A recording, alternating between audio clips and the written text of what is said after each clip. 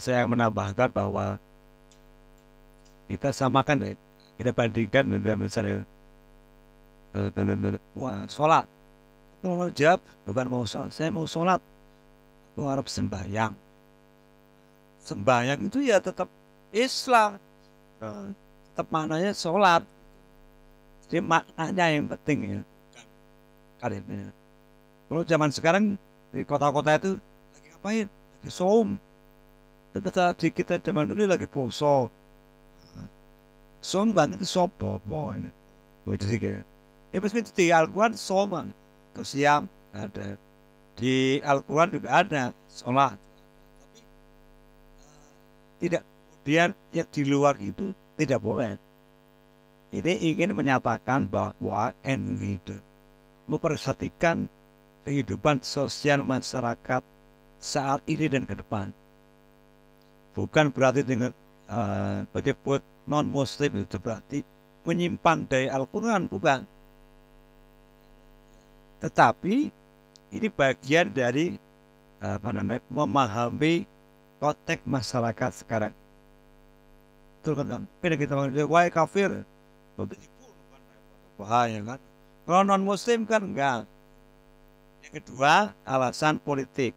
Dalam pengertian sistem politik, negara kita itu tidak membagi warga negara dalam agama. Semua agama sama. Sama dapat hak dan juga punya kewajiban. Sama. Nggak ada perbedaan ini orang non-muslim, maka dia haknya dibatasi. Tidak. Atau sebaliknya, sama. Di negara kita itu dibangun atas dasar prinsip-prinsip Islam yang mengandung makosid syariah. Dan makosidnya luar biasa ketika negara Indonesia itu tidak membagi ke dalam kafir dan muslim. Itu beda. Kemudian saya juga teringat bahwa ingin ketua PBNU untuk mendiskusikan ini. Mendiskusikan ini bagian dari apa yang ada dalam nas, kemudian didialogkan dengan realitas. Nasnya jelas kafirun, sering gitu kan. Tetapi bukan kemudian kita harus memanggil dia dengan kafir, melabeli dia dengan kafir. Tetap hukumnya kafir. Tapi kita sebagai orang yang bermasyarakat, berinteraksi sosial, dan juga di dalam sistem politik seperti sekarang ini tidak menggunakan istilah kafir di dalam sistem politik negara kita. Itu jelas. Di undang-undang dasar juga tidak ada. Undang-undang juga tidak ada. Yang terakhir yang saya tanggapi dari soal momentum politik dan momentum. Jadi dengan itu, kalau punya momentum, ambil itu momentum. Nah, politik itu momentum. Jadi kalau Pak Kiai ini misalnya besok pilkada mau maju, lihat momentumnya ada nggak? Karena sekarang ini saya sebut aja Gibran sebagai calon wakil presiden, dia punya momentum. Mungkin 5 tahun ke depan nggak mungkin. Politik nggak terduga, tidak terduga. Satu orang ini hebat betul, lewat, tiba-tiba 5 tahun hilang. Tapi kalau sekarang ini belum kelihatan prestasinya misalnya, tapi momentumnya bagus, maju. Jadi politik itu adalah momentum. Kalau di Indonesia ya, bukan dari rekam jejak yang begitu hebat. Saya memahami. Jadi kalau ada kata-kata ini yang mau maju, bagus lah ya. Jadi Gus Dur udah mengajarkan pada kita menjadi RI 1, maju. Kiai Ma'ruf Amin sudah memberikan contoh sebagai wakil presiden. Itu udah lengkap. Jadi nggak ada alasan lagi mau RI 1, RI 2, oke jalan. Jadi kalau Sumsel mau Sumsel dari kader NU, bagus, itu sudah ada contohnya banyak sekali. Kalau gubernur dari NU itu juga ada. Di Jawa Timur juga jelas. Jadi menurut saya bukan karena kita tidak nasionalis, bukan. Tetapi apakah kader kita itu siap dengan momentumnya itu punya modal. Modal politik dan modal ekonomi. Nah itu. Nah, dan ekonomi juga penting. Nah, dengan kalau disuruh nyari suara kalau nggak ada ekonominya kan nggak bisa kan? Ini bukan soal tabu ya, jadi memberikan modal untuk menggerakkan politik tidak salah. Nah, politik itu harus memang di di cover kemudian dijadikan sebagai aset untuk menggerakkan. Karena kalau udah dapat juga sama.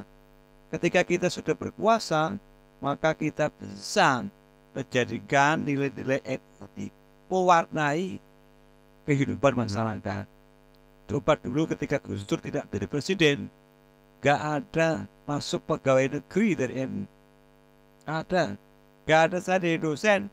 Jadi dosen tahun 2003 setelah Gus Dur jadi presiden. Oh, kalau mau jadi dosen di Jakarta harus bukan NU. Harus bukan NU. Wah, itu. Wah, nyebutnya gak enak saya. Harus bukan NU. Betul. Harus jadi berat sekali. Jadi dosen itu harus bukan NU. Jadi pegawai Kementerian Agama sama itu. Nah, setelah Gus Dur jadi presiden, orang udah berani saya NU, saya NU. Sekarang apalagi kan mau jadi bupati, wali kota, rekom atau naturalisasi, ya kayak saya mau pulang bisa kan, bisa jadi rektor di Palembang bisa, nggak apa-apa karena memang sudah itu menarik, sudah mulai bagus kan kita ini, jadi perkembangannya sudah semakin bagus. Bahkan di bagus ketum sekarang ini sudah ke internasional, jadi sudah R20 itu sudah bisa menggerakkan tokoh-tokoh dunia, bukan hanya dunia Arab, sampai ke Eropa, Amerika sekarang ini. Dulu Kiai Hasyim Muzadi sudah memberi paritis dengan PCI, luar biasa bagus. Lalu diteruskan dengan Kiai Said Akil.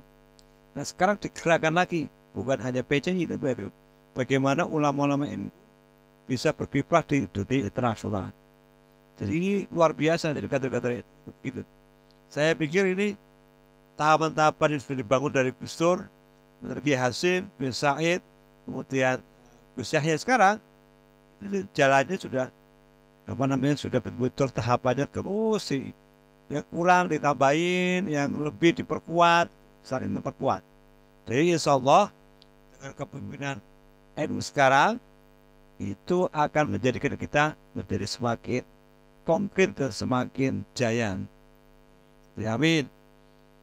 Nah, terakhir kata saya, jadi ini mohon para kiai didiskusikan, bukan hanya yang kita sampaikan, tapi ada hal tertentu yang itu tadi tradisi atau menyebutnya ortodoksi,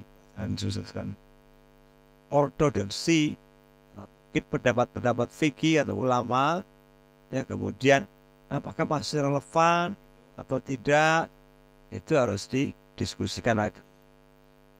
Tapi betul bahwa kita sebagai orang Hindu tidak mungkin kita menjadi mustahid, apalagi mustahid mutlak, langsung baca Quran.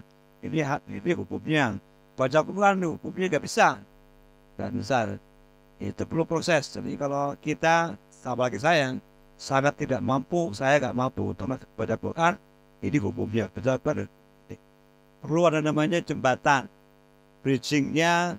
Biar kelihatan profesional, bridgingnya ini pendapat fikih. Jadi sifatnya qauli dulu, sekarang udah ditambah menjadi manhaj. Qauli dan manhaj, bukan langsung pada Al-Quran, tapi qauli dan manhaj. Qaulnya para ulama diambil, atau mungkin manhajnya para ulama fikih diambil. Itu kita ingin dalam mereka. Itu jembatan kita.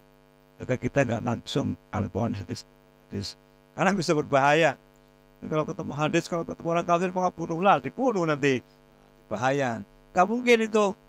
Jadi ulama itu yang menjembatani kita di dalam memahami Al-Quran dan hadis.